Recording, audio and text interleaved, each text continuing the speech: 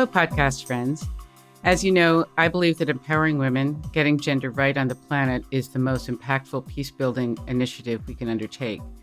Thus, one of my main initiatives these days focuses on building women's skill in negotiation. I'm super excited to say that I just completed my first online offering of what I call the mini workshop series on women in negotiation and power. I had 14 participants, a great group from around the world that gathered weekly on Zoom, thank God for Zoom, for about a month. As always, I appreciated the diversity in the group. From national origin or current residents, folks were from the UK, South Sudan, Russia, Australia, Colombia, Morocco, Yangon, the United States, East and West Coast, and notably to me, a lot of generational diversity. For women, especially as we step into our leadership across the world, it feels to me critical that we are talking to each other across nation, tribe, and across age. We have a lot to learn from each other. Most excitedly for me, I think participants got the connection between how we negotiate in our individual lives, in our families, at our workplaces, and what is happening on the world stage. I can feel the power of a cohort of women who understand collaboration in the face of conflict and how to use it for our own benefit and in our leadership in the world around us. If you or anyone is interested in staying tuned to this initiative, please put your name on my Women Negotiation and Power blog list at susancoleman.global. In this current episode on negotiation, gender, and culture, I talked to my colleague and return guest, Dean Foster of deanfosterglobal.com. Dean has extremely stellar credentials in the field of cross-cultural communication, has worked with most major Fortune 500 companies, pretty much every cultural group on Earth, national governments, the UN, etc. He is an author, speaker, and I like this, cultural concierge. Dean and I go way back and cut our teeth together with Ellen Rader and Ellen Rader International, who was one of the first to teach intercultural negotiation around the world. Dean went on to, quote unquote, major in cross-cultural communication with a, quote unquote, minor in negotiation. And I went on to major in negotiation and collaborative processes with a minor in intercultural communication. Negotiation is a very culture-bound concept. Indeed, you can't really think about it without considering culture. And certainly for women in many cultures, the cultural norms clamp our mouths shut. We just can't negotiate, period. Like I had a client, a young woman from China that I was with in Seoul, and she was saying, I love this material. We were doing a collaborative negotiation skills course, but I can't negotiate at home. I just do what I'm told. And actually, all the money I earn from my job, it goes to my brother. What do I mean by culture? It's often commonly thought of as artifacts, music, etc. I'll call that high culture. But what we're talking about here is what goes on below the iceberg, if you will. What's happening in the deep root system of the tree, what I'll call worldview. Geert Hofstede, who was a Dutch researcher in the area and who I've used his thinking a lot over the years, he defined culture as the collective programming of the mind that distinguishes one group from another. So it's like group personality, if you will. Culture is to a group what personality is to an individual. And culture is just the way that different humans on the planet have come up with the challenges and opportunities of living on our particular section of the globe. In this episode, I wanted to explore with Dean a question that I started thinking about as I was writing my book on women in negotiation, which hopefully will be coming soon. He and I have shared with audiences for years the variables that research highlights as differentiating national cultural groups, like individualism, uncertainty, attitudes towards time, attitudes towards authority, often known as power distance, task versus quality of life orientation, things like that.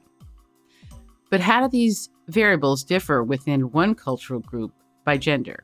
If one country where the dominant cultural norm shows up as highly individualistic, does that mean that if the men and women were looked at as subgroups, they would be equally highly individualistic?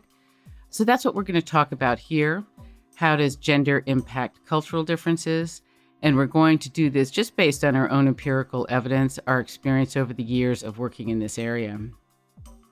One other thing, this episode was recorded right at the beginning of the outbreak of the coronavirus in the U.S., but before the killing of George Floyd and the ensuing protests about racial justice and police brutality, which then has rippled around the world.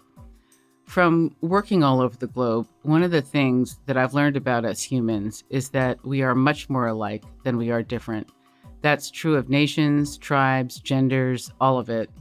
We have the same categories of needs, physical, security, belonging, etc., the same categories of feelings, mad, sad, glad, etc., but how these manifest is impacted by culture. It may seem simple to say, but simple stuff is often most worth saying and ever more important to emphasize in our shrinking and contentious world, that when you create a climate that is collaborative across difference, that allows people to meet their basic needs. You don't need coercive and violent police, and you don't need a hyper-militarized planet either. When you build a collaborative climate in a family, a team, a group, or a world, you do not get what I call groupocentrism. This is my elegant word for identity group polarization. You do not need to dominate one cultural group with another. You don't need to put trillions into weapons, especially when that money is so sorely needed to heal our declining planet. But understanding cultural differences is super important and super rich, makes life much more interesting. And if you are someone who has followed the cross-cultural literature, I know you will enjoy this conversation thinking about culture and gender. We believe we have raised more questions than answered, but perhaps someone listening will get inspired and do some real and welcome research in the area. If you have any thoughts on our conversation, we'd love you to share them in the comments section of the podcast blog at susancoleman.global. So without further ado, I bring you Dean Foster and myself in conversation.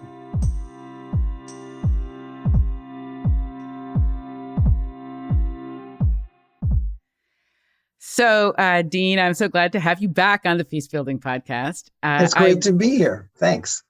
And such a weird time. Of course, we're right in the middle of this pandemic, this global pandemic, which is so bizarre and horrific, but has given many of us some time to do things. Like it was easy to schedule with you, like it was easy to schedule with me. Everybody is like, anyone that was traveling around ain't traveling around at the moment. So we're not on planes now. Nope.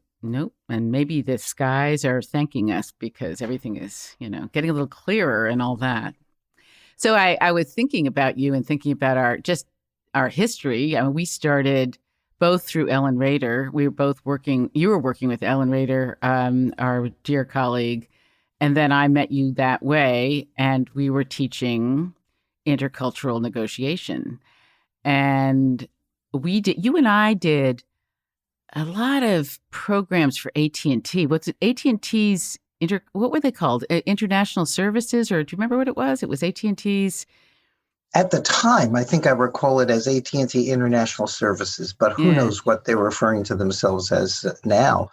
But they too were just starting out in this whole idea of we need to develop some skills around culture. We need to understand what's happening out there now that we're working in a global world. And they really were one of the first that I can recall that even had this perspective on what was happening. But we're going back, 30 years or so. So I hate to say it, probably something about that. But yeah. And certainly Ellen was one of the first people to really talk about culture and as part of the negotiation process. I remember when I was at Harvard and I talked to some folks at MIT and some people at Harvard, and I said, I'm going to do intercultural negotiation. And they said to me at the time, no such thing. Right. and now, I mean, they're my colleagues and I appreciate what they do and everything, but I notice how many times they will put out things on culture and negotiation, So. Right. I think, what was happening at the time was that they were trying to establish some criteria and some language around how we talk about negotiations and trying to create a more objective way of looking at it, more as a science, which needed to be done. But I think at the time, it required that they have to put culture to the side. We can't incorporate that just yet. And maybe at the time they didn't see the need for it because they had to establish the scientific way of looking at the process of negotiating. But I think ultimately, you do have to bring culture into the process because once you've created those objective facts about the negotiation process, then you also have to take the objective facts about culture and put that into the mix. And then gender too. Right? Yeah. So anyway, just a little bit more about you and me. So we did a number of things together, and then you kind of veered off and really focused on culture, and I veered off and culture and negotiation, but culture big, negotiation smaller. I focused on negotiation big, culture smaller. I did a number of culture. Then you worked with Berlitz, and I don't remember how that went down, but I did a number of programs for you where I was doing cultural. What did you call them? Cultural briefings for people who were traveling around the world. I did a number of those for you. That's right. Berlitz, was a language company, and their clients were taking language because they were doing business in other countries. And so we realized that there was an opportunity there. They also needed information about culture. And so we aligned with them and, in fact, developed their cross-cultural training business worldwide for them. And then that's how we were working through Berlitz for many, many years. And then we went on to do this kind of work independently. We're helping organizations when they relocate families from one country to another. Wherever cultural information and skills needed to be applied, that's where we stepped in and helped. And I continued. I never talk about negotiation without incorporating culture, because negotiation is a culture-bound concept, as we'll talk more about.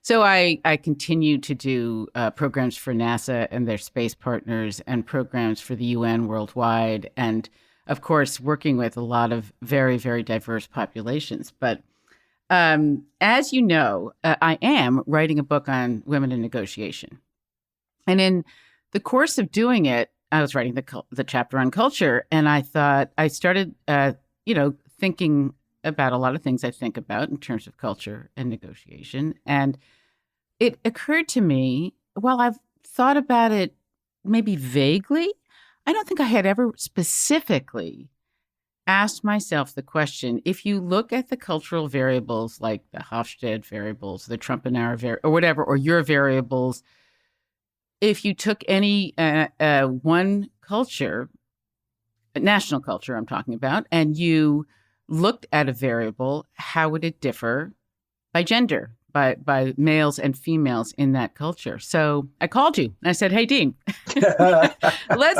would you be willing to have a conversation about this? Because I think this is kind of interesting. And you, of course, were game, and I appreciate it. But it sort of amazed me in a way that it was the first time that I specifically had asked myself this question. How does gender really play out in the cultural dimension? I mean, of course, gender itself is a culture of a kind. And I thought, well, let me just say first, it gets me into saying this general thing about culture and negotiation and how they interface in my mind, and see if you agree. If a culture, if the negotiation, and this gets to the negotiation strategy, if the negotiation is more collaborative than competitive, my experience is that identity group differences, of which culture is a part, are not likely to polarize. They may become interesting, a source of misunderstanding, certainly, but not, you're not going to get into identity group polarization anywhere near the same way you will if you have a competitive adversarial negotiation process. And then what will happen is the phenomenon that I call very elegantly groupocentrism. That's my phrase. My phrase. You will see, depending on what the context is, if it's I don't know, the group will break down by identity group differences. It could be gender, it could be national culture, it could be race, it could be whatever's relevant to that particular context. Right. I think what you're talking about here is the default position that people take. And the default position that they take is often defined by their identity group.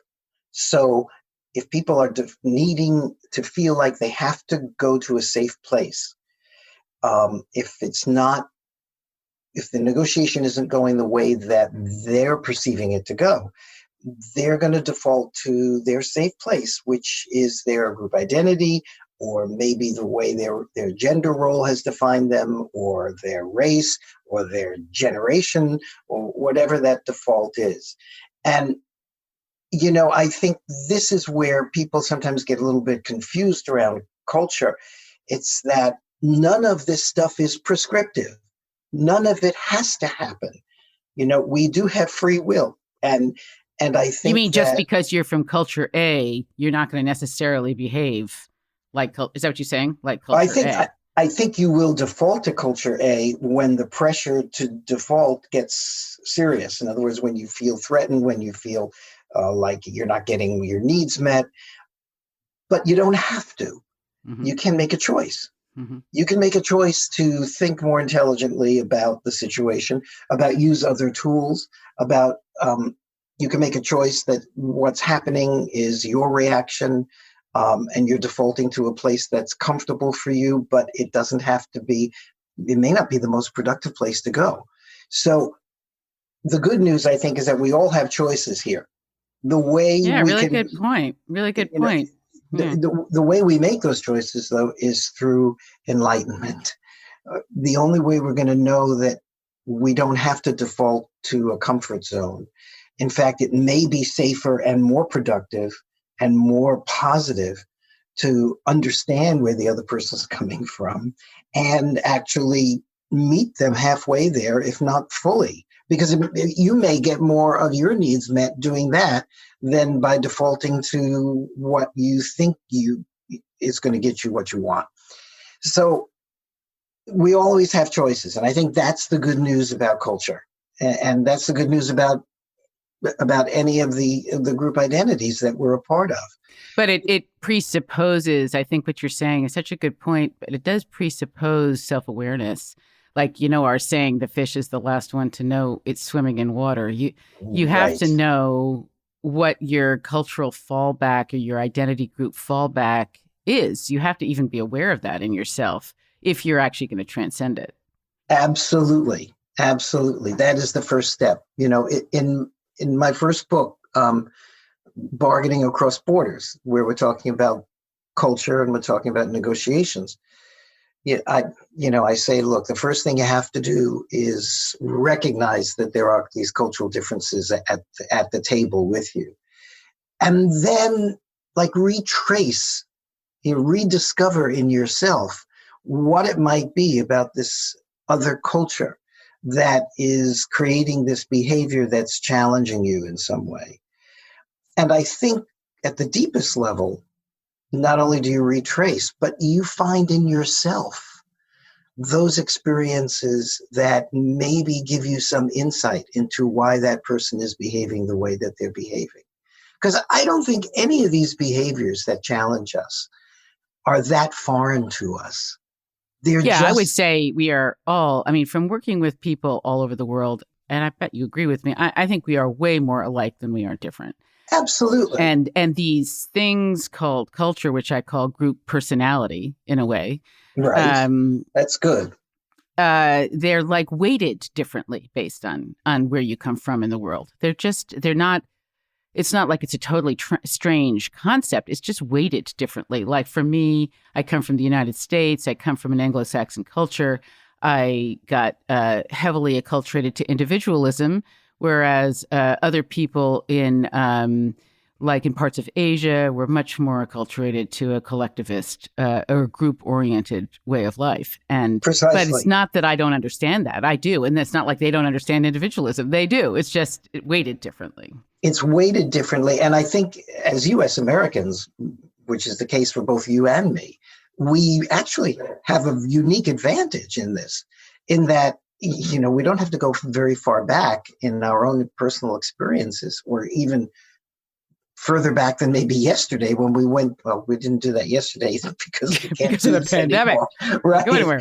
But the point is, as U.S. Americans, we're always interacting with people from somewhere else. Every U.S. American is, either in their own generation or one generation away from being from somewhere else. So we know these experiences, and all of these experiences are human, and they're part of us. We just have been trained to think that there are these positions that we can default to that define us much more clearly than any of these subtle nuances. But those subtle nuances are still part of us. And so when you see someone behaving in ways that are challenging you, you've got to go back into yourself and say, what is it that may be driving that person that I can recognize? And then you create this empathy moment with them. And you kind of reframe what's going on so that you're not, well, first of all, you're not defaulting to a defense position. And you're open to listening to where this person's coming from. And I think at that moment, you can then start the discovery of underlying needs and how to solve those needs. Yeah, I just want to come back to that idea of climate because, and using I have to get a little political here to look at some of what happened with the Trump administration. I think he has succeeded in creating a much more adversarial climate in the country, which you saw then an increase in anti-Semitism and an increase in racial and gender kinds of violent types of situations. And so I just want to come back to my point that, the climate, the negotiation strategy that you're using, if it's win-lose, you're going to see cultural differences heighten and polarize. Absolutely. If it's win-win, it's not as likely.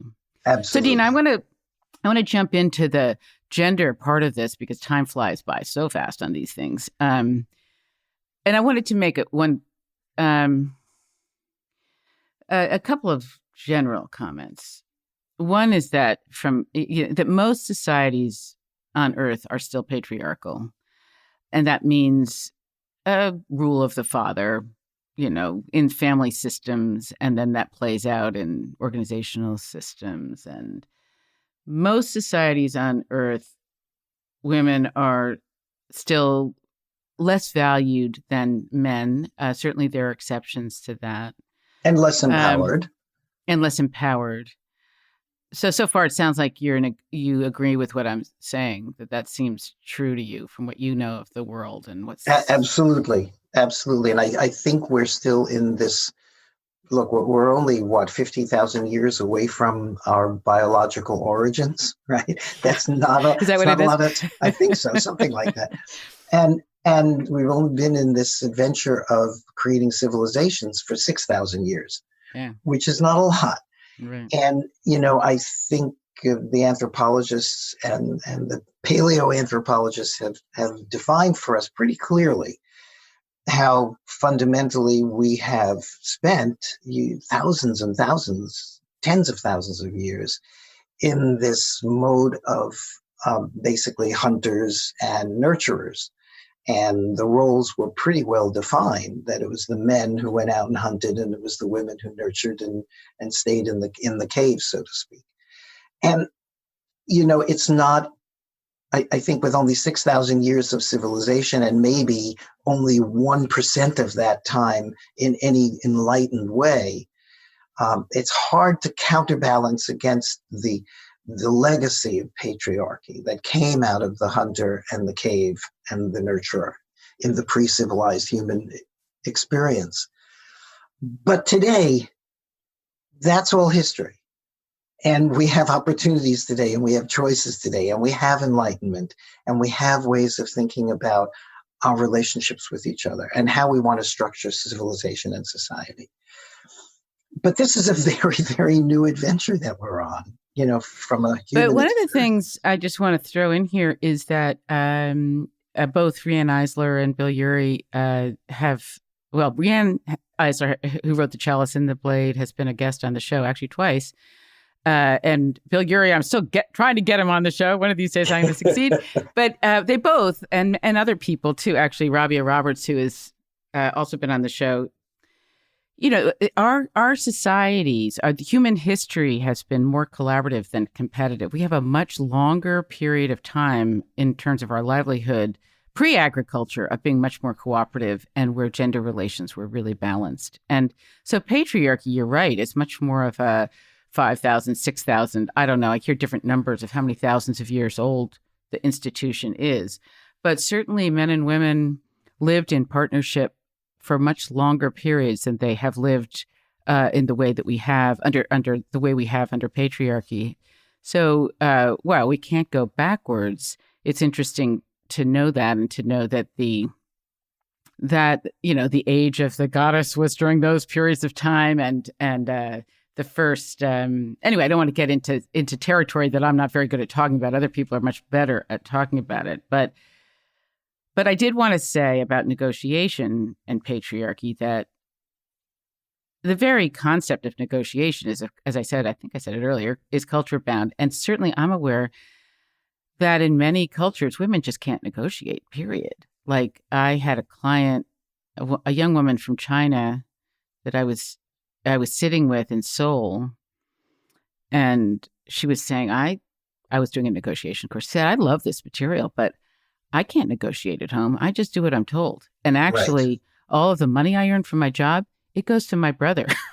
It's like, oh my God. Well, I think we may be living at a more patriarchal moment than we have had in most of our civilization, because I think there's a relationship between advanced capitalism and patriarchy.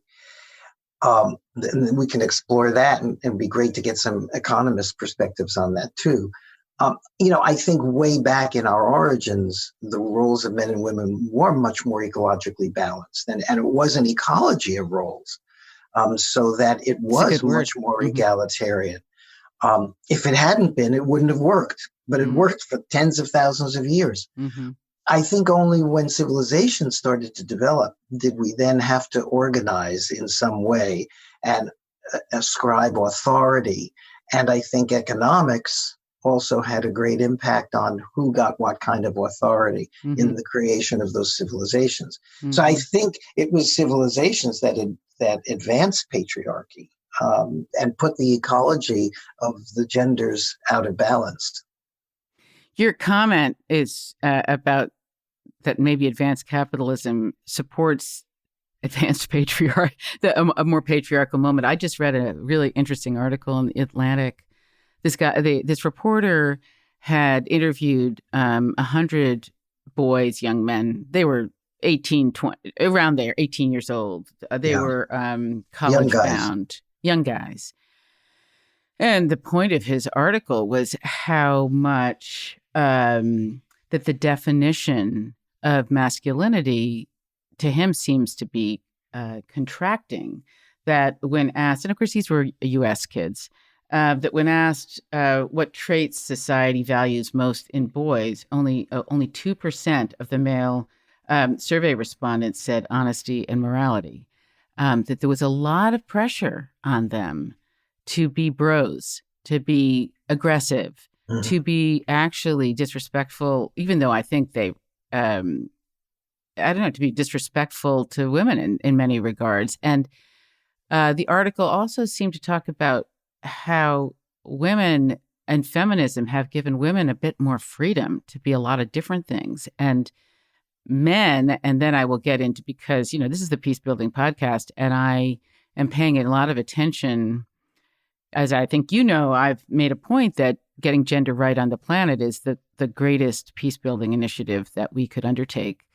And I think there is a strong correlation between toxic masculinity and war, and the use of military solutions, and the overuse of military solutions. I mean, like right now in the middle of this pandemic, it's just so ridiculous, because you see how much in the U.S. we have completely gutted our government and put so much money into militarization that we have no money for a public health system. Right. We have no money to combat climate change. we've been spending it all on these really, really fancy bombers and video games, and I mean, just like it's Well, like the virus has really called it all out, hasn't it? I mean, yeah. you've got trillions and trillions going to um, the Pentagon, and we can't even get masks and Band-Aids. I know, it's crazy. It's crazy. So, okay. So, you sent me in preparation for this, and I hope I'm not going too fast, but I'm just always so aware of the time and Yeah. part of me. But you sent me your list of what you think of as the main national or international cultural variables, the ways that cultures seem to differ. Right. And I thought it might be interesting just for you to read that list, if you would, and then you and I can pick out of that list some things that look interesting to us to talk about in terms of how they differ based on culture. Yeah, and great point. Let's take a look at this list. What I tried to do was outline, in summary, what a lot of research has done over the years in terms of trying to identify these broad, what we call cultural dimensions around which all people everywhere around the world will demonstrate some difference and measurable difference, so that you can say at the end of a day, oh, this culture is very individualist, while this culture is more collectivist. And you can define what that means in a very clear way. And it doesn't mean that every individual in any of these cultures are always going to behave a certain way. No, not at all. It's a spectrum. But that if you line up the cultures, if you get the average or the mean for all these different cultures and you line them up, you can see that some are more one way than another. And the reason for that is a combination of lots of things like history and religion and topography and climate, but that there are these very measurable, scientifically determinable differences based on social research on how people react to life, and it defines their culture. So one of them that jumps right out is this idea of individualism and collectivism. The idea that, just to use the extremes to make the definitions clear, that there's the individualist cultures are those where people are rewarded and they're valued for making individual decisions, for coming up with individual ideas, for doing things on their own. And then you've got these collectivist cultures where it's just the opposite. In fact, individuals cannot take the initiative. The first thing they have to think about all the time, what's front of mind for them, is how is it that whatever I'm thinking or doing is going to play out in regards to others. And therefore, my whole behavior is going to be different. I'm not going to be self-initiating until I'm absolutely sure that others are going to agree with me before I even take a baby step.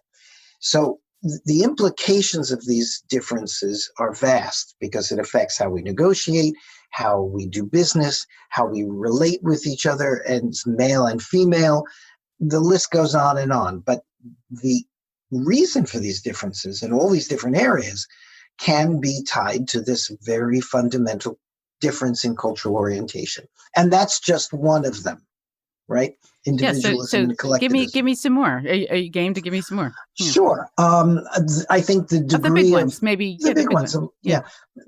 Different researchers have identified different ones. Some say there are 8 of them. Some say there are 4 of them. Right. I think there are 12 of them. And actually, Dean, if I could just back out for a second and say that in terms of doing conflict resolution or conflict in culture, I ended up with sort of a really short form of saying if you look around the world loosely, there are cultures that are more aggressive, there are cultures that are more avoidant, right, and there are cultures that are more just assertive in the middle. And that's one very loose big model. Right. But you're getting more refined. So I think another area that really stands out for me when I work with different cultures is this area of comfort with uncertainty and comfort with risk. Risk is probably a tricky word, but certainly uncertainty. So there are a lot of cultures that put a lot of effort into making sure that before they do anything, they have all the information. They make sure that everybody who's affected is going to line up behind them. They have to research the entire encyclopedia before they take a baby step. And the other side of that are these risk-comfortable cultures where we make big steps with just enough information. And we don't do a lot of planning because we feel like we can do whatever needs to be done in the moment that it needs to be done. And this causes, when these two cultures come together, it can cause friction, misunderstanding. You get people behaving where all they're doing is looking for lots of detail and data and logic and information before they do anything. And then you have these other cultures where individuals are standing up and making all these decisions and trying to implement them immediately with just enough information, sometimes just on a hunch. So you get different business styles, you get different negotiation styles, you get the difference in, again, how men and women are going to relate with each other. So those are just two cultural examples out of, 10 or 12. And I want to, before I look at another one, I just want to make this other comment that takes me back to my earlier point, is that no matter what culture you come from, that's going to be your default, right? So I come from a very individualist culture in the US. I'm probably going to default to that at some point because that's a big part of me. But I don't have to default to that. Mm-hmm. That's my point. We always have choices because these other ways of behaving are part of our human experience. There's a collectivist part of me somewhere. It doesn't get called out very much, however. And I got to know that when I'm negotiating with collectivists, I need to get in touch with that part of me so that I can connect with them and understand better and not misunderstand them in terms of where they're coming from. Mm-hmm. Another big variable that comes to mind is how we approach time and how we organize ourselves around this human concept of time, right? Because it's totally artificial. It's a cultural concept. Do we believe that time defines ourselves and everything we do?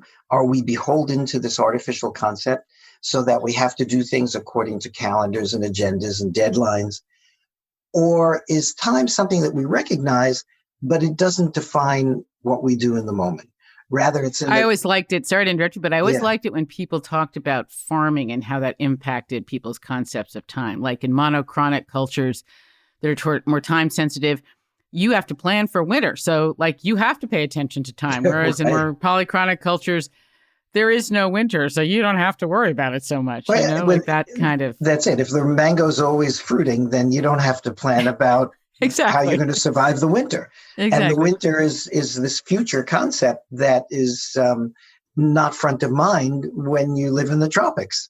So, so this idea of planning for the future, of doing things according to a schedule and a deadline, of organizing yourself around that, as opposed to maybe I organize myself around the people who are in front of me. Maybe I just organize myself around what needs to be done. And if that means that we have to start and stop at a certain time, we don't bother with that. We just continue. So how we organize ourselves around this idea of time, I think, is really critical. And it's going to affect how we do business, how we negotiate. And I think it also affects how men and women relate with each other.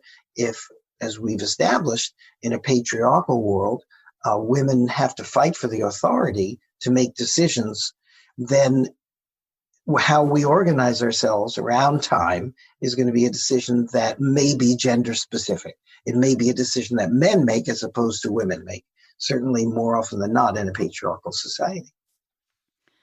And then any other big variables that you want to highlight? I think the idea of rules and processes as opposed to doing things according to situations. There are cultures that focus on creating a rule, a process, a system as the benchmark or the justification for doing whatever they do, making whatever decision needs to be made. And then there are these cultures that say, well, we understand the value of rules and processes and systems, but the reason I do anything is based on the immediate situation that's in front of me. Well, and this is the difference between legal systems around the world. Probably less so now today, but certainly the U.S. legal system is each case in controversy is dealt with, and that creates the law versus more European systems, for instance, that create the rules and you just apply the rules. So they're exactly that point of how things are different, based on culture. Right. And it's going to affect not only the legal system, it's going to affect how people perceive business, how projects get managed or not. Do we follow the rules, or do we deal with the immediate challenge of the situation? Is it contextual? And I think it also affects gender roles, right? How men and women relate with each other. Which takes us, I think, to maybe one more category that I think is a really big one, which is how do we communicate? And again, all of the influences that create our culture creates this dichotomy where we see certain cultures in the world communicating in very explicit, direct ways, where the assumption is that everyone understands what I'm trying to say because we all use the same language, the same meaning, and we ascribe the same meaning to the words and the style that we communicate. So everything's very explicit and clear. And then there are these cultures that are, no, we're not going to be explicit about things. In fact, if we need to be more concerned about building and maintaining harmonious relationships, we're going to be very careful about what we say. And the idea is that if you share the same understanding of the world as I do, then I don't need to say very clearly or explicitly everything, that you kind of understand what I mean without me actually having to say it. And here too, this is going to affect how we work with each other, how we communicate, how we negotiate. And I think it also affects the roles of gender. I mean, women and men are going to be ascribed these very different roles in patriarchal systems. So that is great. Let me see. Individualism, uncertainty, time, rules and processes, communication. And I wanted to back up and I was thinking how to do this. I thought maybe I'd just talk about myself a little bit, because I certainly know the culture and we're talking again, national cultural dimensions, although that's complicated too, because there's subcultures in every country, particularly in the United States. And national borders are often artificially created. Yeah. Right. Yeah. But I come from a very individualistic culture, the United States. And of course, that culture, I think about like how that varies by gender. And the question is absolutely. I mean, I am an individualist. I wouldn't be working for myself if I didn't. I wouldn't be living in the woods if I wasn't an individualist, Some people think I'm like, I can't believe how you live, Susan. I go off hiking by myself. But I think about how I am in relation to the men of my cultural tribe. And I'm definitely more collectivist. I'm more focused on the group. I am less, I think about even the U.S. military, the army of one, how much they highlight the individualism. It's kind of a masculine thing. Mm-hmm. It's kind of a bro kind of thing, Mm-hmm. Be the rugged individualist. Mm-hmm. I don't think women really ascribe to that in my culture. We don't ascribe to being the rugged individualist, even though we're doing gutsier things then. Like I see a lot, for instance, just looking at the wilderness and people launching into the wilderness. My son, I have a son and a daughter, and my son, this has something to do with patriarchy, because my son has been a wilderness guide all over the West, and he was able to do that partially because he's a male and he's white. He's a white male, strong dude. And I think that had he been of color, like a friend of mine whose son is she's of color, she's Black, she's African-American. We often talk about like, there's no way that he could have gone off and been the rugged individualist in the woods, Mm-hmm. because he'd probably get killed. I mean, I don't know. He could really get hurt. So, I'm not going to worry too much about being scientific here. I'm going to just talk about being experiential. But certainly, I relate to being an individualist, but I am way less individualistic than I think the dominant cultural norm of my Anglo-Saxon tribe because of my gender. Absolutely. And how less individualistic might the entire culture be if women were more empowered? Yes, I think that's right, because I think women, uh, and maybe this gets into, well, whatever. I think sisterhood is a big word now these days among a lot of women. When I'm talking to young women in South Sudan, I interviewed a young woman in Pakistan. I think the reality for women across the planet looking at patriarchal structures is we are very aware that sisterhood is our BATNA. BATNA is a negotiation idea, that you can't walk away. It's your walk away position. And for women, if we don't have a sisterhood, if we don't have women that have our backs, it's kind of like it's sort of our union, and there's a lot of women that are breaking ranks and going and finding their rich husbands to take care of them. And I mean, whatever, I call them scabs. But it's more of a collectivist idea that, and I don't want to put any more pressure on women than we already have on us, but we need to support each other out there. And it hasn't always been the case that we've had, because we have been sort of the second-class citizens that have been scrambling to rise. And so we don't also need to have to worry about all other women, but we kind of do. We kind of do have to worry about that idea of sisterhood, because I think we're all going to rise together or we're not going to rise. Exactly. And you were talking about your experience, and of course, as an ally, I'll talk about my experience, and that is, you just said it, and the virus is calling this out, I think, for everyone to see, that we're all going to rise or fall, right, unless we do everything together, right, here. Right. And I think that women have been kept disempowered by the patriarchal structures because they present this threat to those with the individualist authority. And that was fundamentally male, and then white male, and then white European of a certain gender, a certain generation, mm-hmm, and a certain generational connection. And that's much too threatening to the entire structure. But this whole structure's got to change if we're going to move forward here, because we can only move forward together. And now, from your perspective, there may be some women who get rewarded because of their individualism. And I think the structure is designed to reward a certain number of people to keep things looking like we're moving in the right direction. But the truth is, until the whole sisterhood is empowered, none of us, and I mean not only the women, but also the other 50% or 48% that's male, none of us are going to be able to survive and move forward in the world, because we need to be doing this together. And so we got to spread this empowerment around, because there's stuff that the individualists have to learn from the collectivists if we're all going to survive. Yeah, it's a really, really nicely said. It's something that really excites me about empowering women through collaborative negotiation skills, is that I think that women and men, but certainly women, really, because I think we have in our bones an idea about collaboration, which is close to it's not the same as what you're talking about with collectivists, but it's related.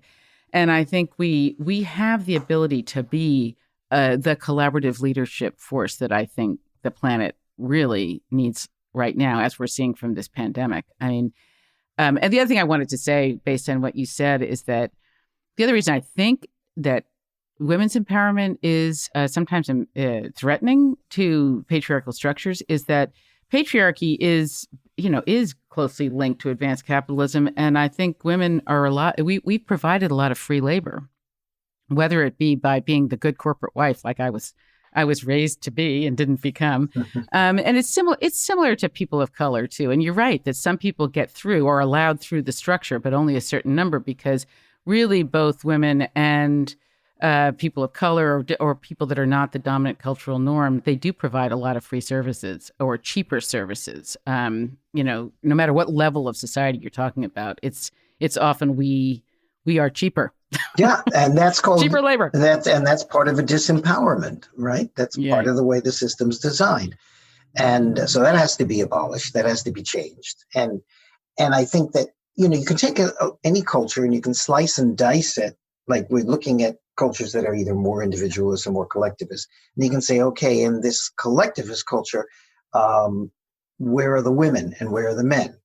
And in a patriarchal system, the men are going to represent this norm more than the women because the women are disempowered.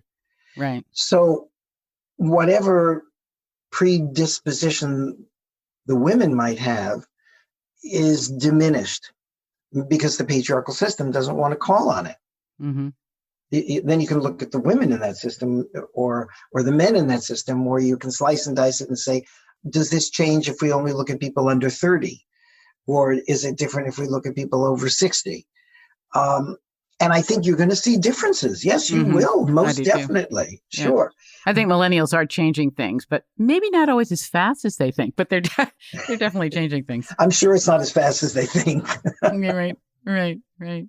So another one, hierarchy. You were talking about uncertainty, and that actually is connected to what I was just saying about risk. Like I remember having a son and a daughter. I think, and maybe I'm being just stereotyping based on not enough data at all, but I did watch how, like, for instance, my son in his body was way more comfortable with taking risks physically, whereas my daughter was more conservative. Now that sounds like a stereotype. I mean, like it may be too much of a generalization to me, but I think women are in our bodies as our embodied experience. We are more cautious. We've been taught to be more cautious. We're been told often in terms of how we're supposed to be in our bodies. Certainly women around the planet, many women have to cover. They're not allowed to, which has good and bad parts to it. But just as an embodied experience, we can be more closed in. I just interviewed 2 dancers for the podcast, and one of them was talking about how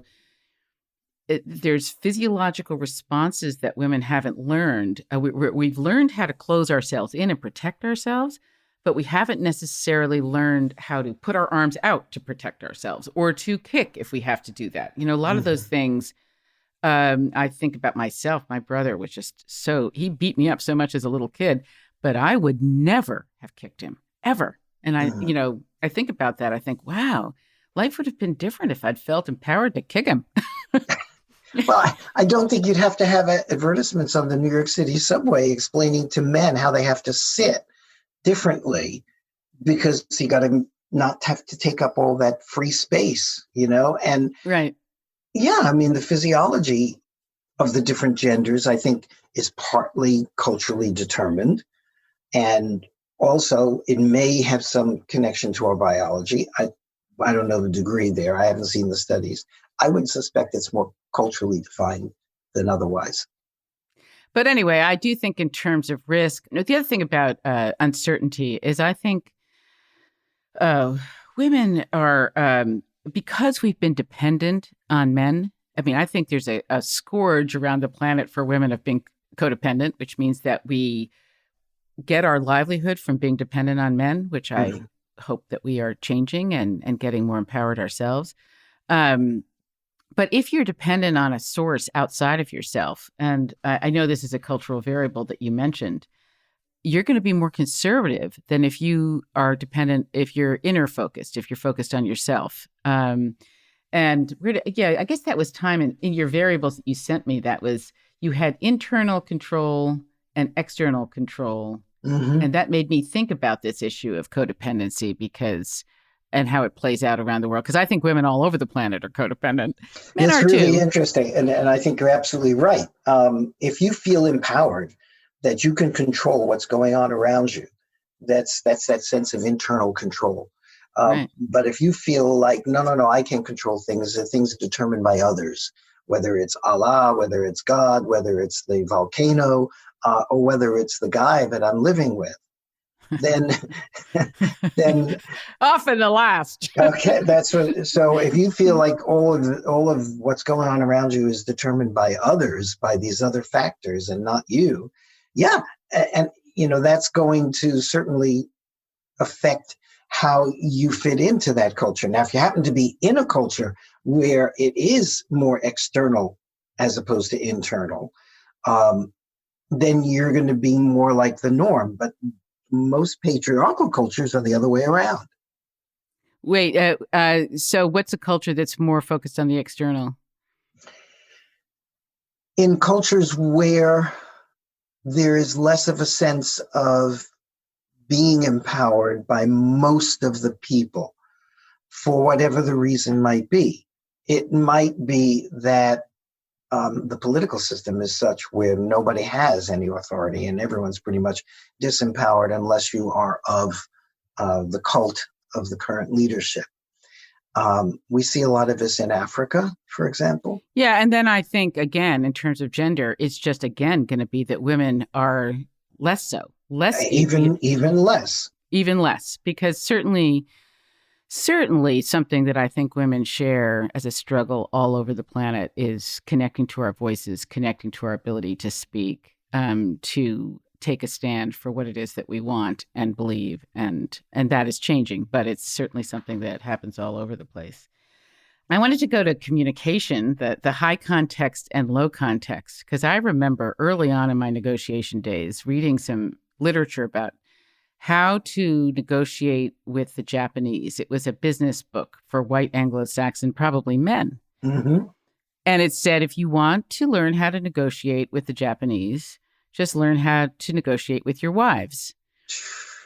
And I think what they were referring to, if I recall, was that, a high context culture is paying much more attention to not the explicit words that are being said, but who is saying it, how it's being said, the intonation. I mean, certainly like in China, I know intonation has everything to do with communication. Mm-hmm. But going back to the, learn how to negotiate with your wives, if you want to negotiate with the Japanese, that women are more high context, I think, because we are less empowered. So we are paying a lot of attention to, what's that face he just made? Do I need to, cool him down? How do I need to please him? How do I need to accommodate? If we are codependent and paying attention to the male on whom we are dependent, we are going to be paying attention to all the nonverbal cues and taking care to make sure that that we're noticing.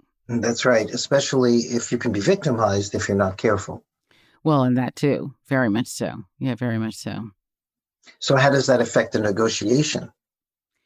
I think, I think in terms of negotiation, women, of course, we are more accommodating. And I think that goes and I haven't seen studies around this, but I've watched a lot of people in negotiation, and I think a lot of women will accommodate in ways that they, so will many Asians. When I think about the world or go around the world and I think the frustrations that different groups have around negotiation, I think I come back to my aggression, assertion, avoidance. I think many people in the East will have expressed frustration to me over the years that they actually want to be more assertive. Mm. And then many people in the West, particularly men, they get called out when they do these negotiation simulations and they realize how their aggression wasn't so great.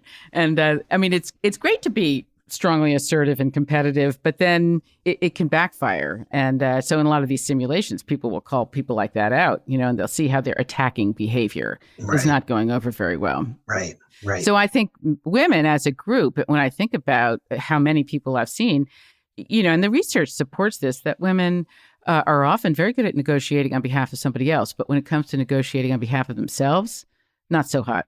Yeah. They don't claim value. They're much more likely to accommodate. Mm. And I think that comes from patriarchy, from the learning that we've had around patriarchy. Right. I totally agree with you. That's the position that they've been put in. So another one that's interesting to me is this subjectivist versus objectivist one that you mentioned. Can you remind me how would you describe that? Yeah, I think we're looking at the cultures that emphasize rules and processes and systems that are supposed to be universal for everybody, as opposed to cultures that say, no, what we do and how we do it and why we do it is all dependent on the individuals and the people that we're involved with in the moment. And that rules and processes and systems are secondary. So whatever's going on in the situation is what drives our decision. What came to my mind when I thought that is Carol Gilligan's In a Different Voice many moons ago, that amazing book about morality and gender.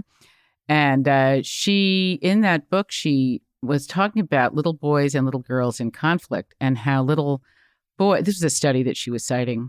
And this was, again, U.S. kids on the playground, that if a fight broke out on the playground, what little boys would do is that they would talk about what the rules of the game were, and they would apply them to resolve the conflict.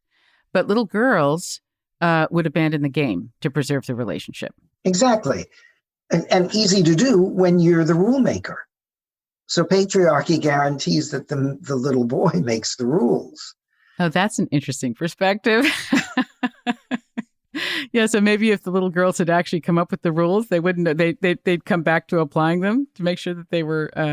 Well, I think to your point, Susan, we're all capable of behaving in any of these ways, right? It's just that we've been trained to weight one way more important than the other. And if you're the one who gets the advantage for following the rules, you're going to weight the rules. Yeah, and I think that's what's on the minds of many women these days, is how much we see how the rules really haven't worked for us in many regards. Has worked for us in some ways, but and again, I'm not saying that it doesn't.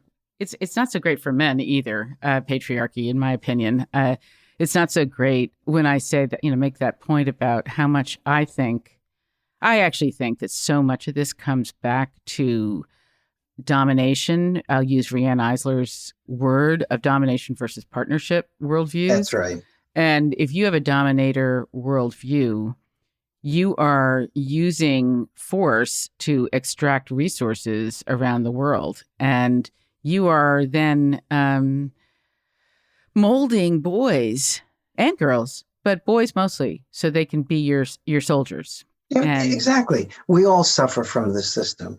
I say that with full awareness of the fact that I think I know that women certainly suffer far more than men do, because the men are privileged to be able to be the rule makers in a patriarchal system. But at the end of the day, we're all faced with stuff right now that goes far beyond. Well, the reason we're talking about this is because we know that dominance and power-based decision-making ultimately is not going to solve the problems that we're faced with right now. Yeah, we've just become way too global and interdependent. I think if this pandemic has shown one thing, it's the interdependence of all of us. And I do want to say, if you asked me if I would rather be a boy or a girl, I would choose girl. Because I think, and this might be whatever, it's just my experience, I think girls have not had to be so shut off, walled off. I think boys, I remember doing this program with soldiers when I was in Cyprus. They were all men. And we were doing this listening exercise. And I was really nervous about doing this. I was like, oh, gosh, they're going to think this is way too touchy-feely. And I gave them this exercise to talk about some of the softer feelings, about sadness or fear, things like that.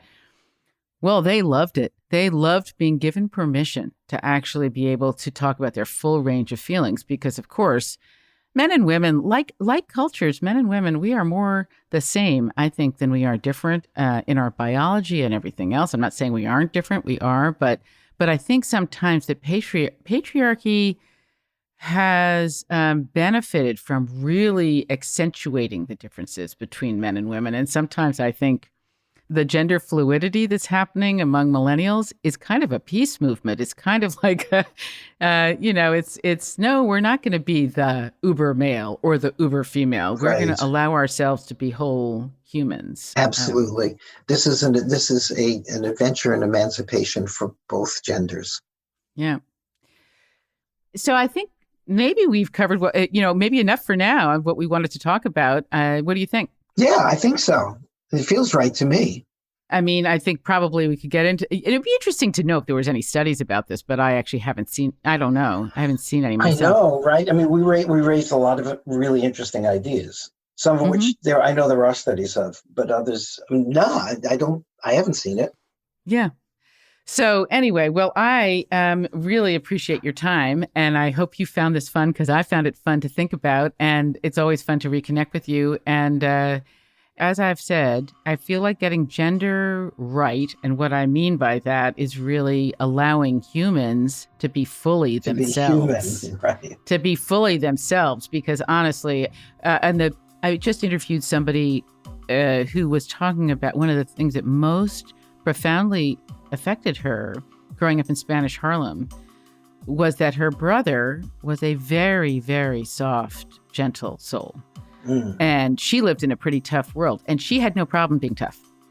But he got really, really beat up as a result of being a guy that wasn't a bro, that wasn't. And I'm just aware that for all of us humans, and of course my focus is more on women right now because I'm really focusing on wanting to build women's negotiation capacity. I do think it's time for women to really get over any codependence we might have and really step into our leadership. And I know many men are supporting us in that and doing their own work around this.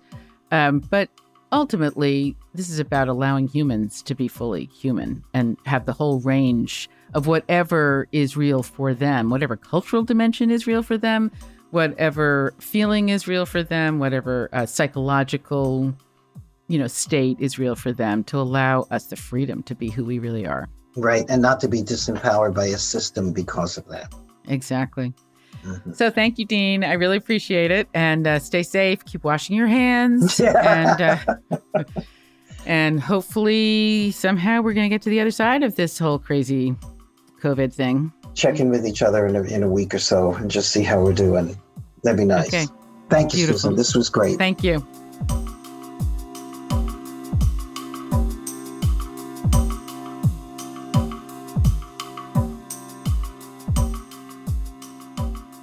So I hope wherever you are listening to this podcast, cooking dinner, driving in your car, that you've enjoyed our conversation. As I mentioned, I'm taking the summer to work on my upcoming book, Women, Negotiation, and Power, Dismantling Patriarchy One Negotiation at a Time. So wish me luck. I'm also working on a compilation of conversations with Rabia Roberts and talks by her on the first humans and the history or herstory of women. I'm really excited by that. I love Rabia's voice. So stay tuned. And until next time, stay strong, stay safe, stay mighty, and let's keep taking this all higher.